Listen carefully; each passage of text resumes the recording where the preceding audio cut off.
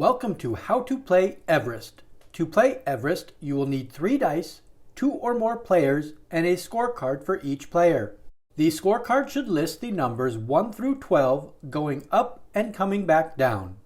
The object of the game is to be the first player to cross off all the numbers on your scorecard. Numbers can be crossed off in any order depending on the dice rolls during your turn. At the start of a turn, a player rolls all 3 dice. After rolling, the player decides which numbers to cross off on their scorecard. Numbers can be crossed off in one of 2 ways. Use the exact numbers rolled on the dice, or combine dice to create higher numbers. For example, Diana rolled 2 4s and a 3. She will mark off the 4 on her scorecard for one of the 4s rolled. Then she will combine the 4 and the 3 to cross off the 7 on her scorecard. Once a player has decided which numbers to cross off on their scorecard, the dice move to the next player to take their turn. Peter rolls a 6, 4, and 3. He decides to combine the 6 and 4 to cross off the 10, and uses the single 3 rolled to cross off a 3.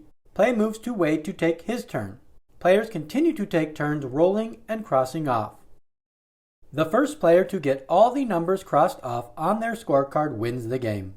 Wade wins this game. A dice can only be used once on a turn, either by itself or in combination with other dice.